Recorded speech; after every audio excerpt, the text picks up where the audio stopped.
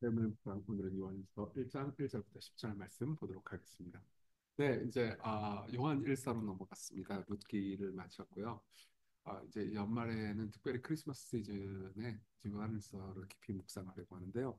요한일서는 아주 깊고 그리고 이제 이 땅에 육체로 오신 예수 그리스도에 대해서 깊이 묵상하면서 그분과의 교제가 어떻게 이루어지는지에 대해서 이야기를 하고 있습니다. 사도 요한이 보낸 편지인데요. 1장 내용 보겠습니다. 태초부터 있던 생명의 말씀에 관하여는 우리가 들은 바요, 눈으로 본 바요, 자세히 보고 우리의 손으로 만진 바라. 여기서 말하는 생명의 말씀은 뭘 가르치죠? 예수 그리스도를 가르치죠. 단순히 그냥 그러니까 언어를 가르치는 게 아닙니다. 그리스도께서 이 땅에 오셨어요. 그래서 우리, 그러니까 사도 요한을 포함한 예수님의 제자들이죠. 예수님의 제자들은 눈으로 보고 자세히 보고 손으로 만졌죠. 이 생명이 나타내신 바 됐어요. 에, 원래 이 영원한 생명을 우리가 보았고 증거하여 너에게 전하노니 이는 아버지와 함께 계시다가 우리에게 나타내신 바 된 이시니라 이렇게 이야기를 하죠. 예수님을 가리키죠. 성부 하나님의 품에 계시다가요 이 땅으로 내려오셨죠. 자, 우리가 보고 들은 바를 너에게로 전하면 너희로 우리와 사귐이 있게 하려 함이니 우리의 사귐은 아버지와 그의 아들 예수 그리스도와 더불어 누리리라. 그러니까 여기서 이런 이야기를 해줍니다. 내가 예수님에 대해서 이야기하는 것은 당신들과 우리와 더불어서 사귀기를 원합니다. 근데 우리의 사귐은 그냥 노는 걸 의미하는 게 아니에요. 사실 사귐이라는 것은 예수님 없어도 세상 사람들끼리 있어도 공동체에서도 사귐, 교제, 나눔 같은 걸 있잖아요. 근데 그거 말고 하나님과 더불어서 성부 하나님과 성자 하나님과 당신과 내가 더불어서 사귐이 있고 교제를 하기 위해서 나는 지금 이 예수님을 전합니다라고 이야기를 하는 거죠. 그리고 우리가 그것을 쓰면 그러니까 전함뿐만 아니라 쓰는 거는 둘 다 언어를 가리키죠. 그러니까 언어를 사용해서 예수님에 대해서 쓰면 우리의 기쁨이 충만하게 하려 합니다. 네. 그러니까 그 교제로 말미암아서 사도 요한이 원하는 건 뭐죠? 교제야말로 우리를 정말 기쁘게 만들고 행복하게 만든다 이거죠. 우리가 그에게서 듣고 너에게 전하는 소식은 이러시니 곧 하나님은 빛이시다. 그에게는 어둠이 조금도 없으시다는 것이라. 하나님 빛이시고 어둠이 조금도 없습니다. 얘기를 도대체 왜 하는 걸까요? 6절부터의 내용 때문입니다. 만일 우리가 하나님과 사귐이 있다고 어둠에 행하면 거짓말을 하고 진리를 행하지 아니하거든요. 자, 이 지점에서 사도 요한은 이런 이야기를 해주고 싶어요. 예수님을 전하고 우리가 예수님을 믿게 되잖아요. 그럼 예수님과 더불어서 사귐이 있고 우리도 예수님과 함께 사귈 겁니다. 근데 이 사귐을 깨는 요소가 있어요. 하나님은 빛이십니다. 그렇기 때문에 모든 것이 그분 앞에 드러날 수밖에 없어요. 근데 우리가 그 빛이신 하나님과 교제한다고 말하면서 어둠에 행하잖아요. 네. 그러면은 거짓말하고 진리를 행하지 아니함이거니와 그가 빛 가운데 계신 것 같이 우리도 빛 가운데 행하면 우리가 서로 사귐이 있고 그 아들 예수의 피가 우리의 모든 죄를서 깨끗게 하실 것이요. 그러니까 이 말은 무슨 말이냐면 우리가 죄를 안 짓는다. 그러니까 참되게 예수님을 믿고 교제를 하면 죄를 안 짓는다는 의미가 아니에요. 오히려 우리가 참되게 예수님과 더불어서 교제하면서도 계속해서 죄를 지을 수도 있습니다.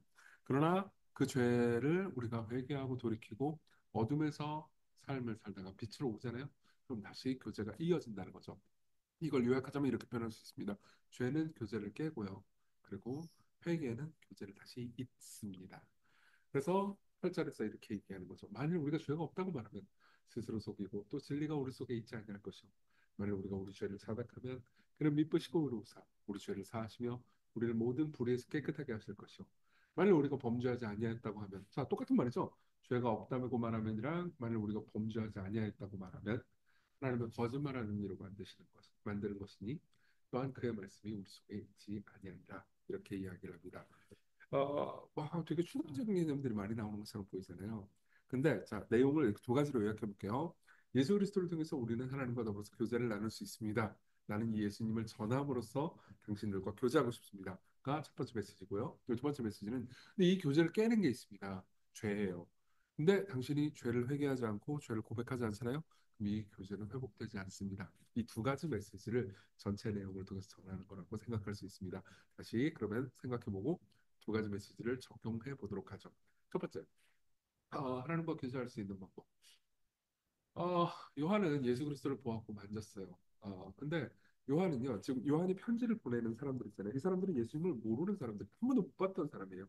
이 땅에 육체로 오신 예수님을 눈으로 보지 않은 사람들입니다. 뭐 저도 마찬가지죠. 여러분들도 마찬가지입니다. 여러분들 예수님을 눈으로 보고 손으로 만지지 않았죠? 예. 많이 만졌다 이렇게 생각하시는 분들이 계시다면 저는 상담을 부탁드립니다. 자, 어쨌든 근데도 불구하고 만날 수 있다. 당신은 예수님을 만날 수 있다라고 얘기를 해요. 어떻게 해요? 어, 말씀. 네, 여기서 말하는 말씀은 영원한 예수님을 가리키는 게 아니고 그 예수님의 이분을 통해서 선지자를 통해서 그리고 사도들을 통해서 사도 요한이 전하고 쓰고 증언하는 그 말씀을 말하는 거죠. 특별히 성경을 읽고 성경 말씀을 듣고 여러분들이 그 말씀을 통해서 예수님을 만날 수 있다는 겁니다. 자, 이 지점에서 여러분들은 이런 질문을 던질 수도 있을 겁니다. 아니, 이 모든 게 너무 추상적이에요. 설교 듣고 내가 가스라이팅 당한 건지 예수님을 진짜로 만난 건지 난 잘 모르겠습니다. 라고 생각하는 분들도 있을 겁니다. 근데 보세요. 우리가 예수님이 떡하고 나타나가지고 딱 손으로 만지고 뭐 껴안을 수 있고 그러면은 무조건 믿을 것 같죠? 아니에요. 네. 이 땅에 예수님이 계실 때 그분을 눈으로 보고 손으로 만진 사람들 중에서도 예수님을 믿지 않던 사람들 많습니다. 게다가 그분이 하시는 놀라운 기적을 눈으로 보고서도 예수님을 안 믿었던 사람들도 많아요. 예컨대 예수님께서 죽은 나사로를 무덤 가운데서 살리셨을 때 무덤에 묻힌 지 나흘이나 돼가지고 완전히 다 썩은 그 시체가 다시 살아나는 것을 눈으로 똑똑히 봤던 사람 중에서도 예수님을 비난해서 고자질하러 바리새인들한테 도망간 사람들도 많았습니다. 요한복음 11장에 보면 내용이 나와요. 그 말은 무슨 말이냐면 여러분들이 기적을 본다고 해가지고 예수님을 믿게 되는 것도 아니고 여러분들이 예수님을 눈으로 본다고 해가지고 꼭 예수님을 믿는 것도 아니라는 거죠. 어, 말씀을 통해서 예수님께서 여러분들을 만나 주십니다. 특별히 설교를 통해서요. 하나님께서는 성령 하나님께서 여러분들의 마음 가운데 예수님이 어떤 분이신지 깊이 새기게 하십니다. 저도 그렇게 예수님을 만났고요. 제가 신앙이 좋다, 나쁘다 이렇게 말할 수 있는 건 아닌 것 같아요. 뭐 엄밀히 따지자면 뭐 좋은 건 아니죠. 근데 제가 드릴 수 있는 말씀은 저는 예수님을 만났습니다. 어떻게 만났을까요? 뭐 여러분들이 제 성격을 좀 아실지 모르겠는데 제가 뭐 그렇게 막 신비한 체험을 많이 하고 막 그런 거 간증하고 그런 사람은 아니잖아요. 뭐 그런 체험이 아예 없다고 말할 수도 없죠. 하지만 뭐 그렇게 막 무슨 TV 프로그램에 나올 수 있을 정도로 신비한 체험을 한 건 별로 없습니다. 근데 제 인생에서 저는 그리스도께서 저를 만나신 것을 부인할 수 없는데 그 늘 부인할 수 없는 그 만남은 항상 말씀을 통해서 이루어졌어요. 그렇죠? 여러분 생각해보세요. 진지한 교제는요 대화를 통해서 이루어지는 겁니다. 네. 어떤 사람이 둘이 대화 하나도 없이 근데 성적인 접촉만 했다. 그렇다고 해서 진지한 교제가 이루어지는 건 아니에요. 대화, 상대를 이해함, 오해를 품, 이 모든 것 가운데서 진지한 교제가 이루어지는 거죠.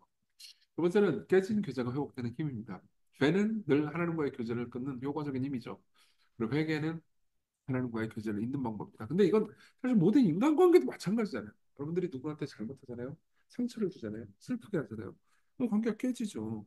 근데 계속해서 내가 잘한 거야. 네가 잘못된 거 없어. 그럼 나는 잘못했다고 말하기를 거부할 거야. 그럼 어떻게 되죠? 그 관계는 회복되지 않겠죠. 네. 이거는 그냥 상시적인 관계에서 똑같이 적용되는 겁니다. 대화는 교제를 깊어지게 하는 힘이고 죄 짓고 무시하는 것은 교제가 완전히 깨지는 거죠. 그럼 어떻게 해야 되죠? 먼저 손을 내밀어야 되죠. 네. 근데 우리가 크리스마스 시즌에 생각해 봐야 되는 게 하나 있어요. 모든 인간이 죄를 지었고 사실은 인간이 하나님께 잘못했습니다라고 먼저 다가갔어야 했습니다. 그러나 인간이 그렇게 했나요? 아니죠. 인간은 계속해서 내가 뭘 잘못했어? 그럼 하나님은 원망했습니다. 삶의 고통이 찾아오면 이씨 하나님이 선하다면서 왜 나한테 고통을 주는 거야? 그럼 하나님께 분노하기만 했죠. 예. 하나님께서 그들에게 잘해주는 걸 당연하게 생각했죠. 그러한 우리와 화해를 하려면요. 우리는 먼저 하나님께 손을 안 내밀어요. 그럼 그러한 우리와 화해를 하려면 어떻게 해야 되죠? 하나님께서 먼저 오셔야죠. 그게 바로 예수 그리스도께서 이 땅에 오신 이유예요. 이 1절에 보면요. 예수는 뭐라고 말해요? 태초부터 있는 생명의 말씀이라고 말하죠. 예. 그러니까 예수님이 언어가 아니잖아요. 근데 왜 말씀이라고 말할까요? 예수님이 하나님의 커뮤니케이션 수단이기 때문입니다. 보세요. 말이라는 건 커뮤니케이션 수단이잖아요. 내 뜻을 상대방에게 전달하기 위해서 우리는 언어를 쓰잖아요. 근데 예수님이야말로 하나님의 커뮤니케이션 수단인 거예요. 하나님께서 자신의 슬픔을 표현하기 위해서 예수님을 보내셨습니다. 즉 예수께서 슬퍼하실 때 우리는 하나님의 슬픔을 볼 수 있습니다. 그분이 분노하실 때 우리는 하나님의 분노를 볼 수 있습니다. 그분이 사랑하실 때 우리는 하나님의 사랑을 볼 수 있죠. 그분이 먼저 오셨어요. 그것은 때로는 바보짓입니다. 보세요. 싸우고 나서 먼저 화해를 요청하는 쪽이 자존심이 상하잖아요. 안 그래요? 예. 예수께서는 그 일을 하셨어요. 네, 저와 여러분들을 위해서 사랑이 이 땅에 오셨습니다. 그게 크리스마스의 진짜 의미예요. 우리 같이 기도합시다. 말씀을 사모하면서 매일같이 말씀을 접하고 말씀을 사랑하는 믿음을 달라고 말씀 없이 살아가지 않게 해달라고 그렇게 기도하고요. 또 회개하는 삶을 살게 해달라고 기도합시다. 먼저 그분이 우리에게 다가오셨어요. 그럼 우리의 거기에 대한 우리의 마땅한 반응은 뭐죠? 그럼 제가 잘못했습니다. 저를 용납해 주세요. 저를 받아주세요. 우리 같이 그렇게 기도합시다.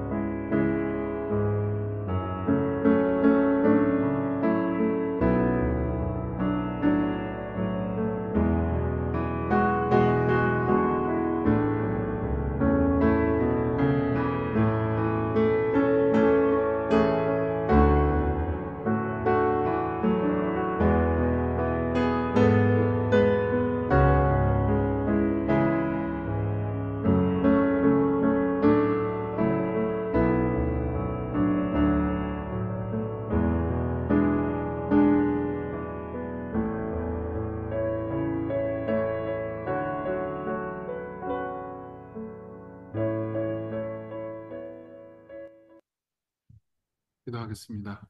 내려오신 주님, 우리와 영원한 화해를 위해서 하나님의 말씀이 직접 이 땅에 오신 것을 생각합니다.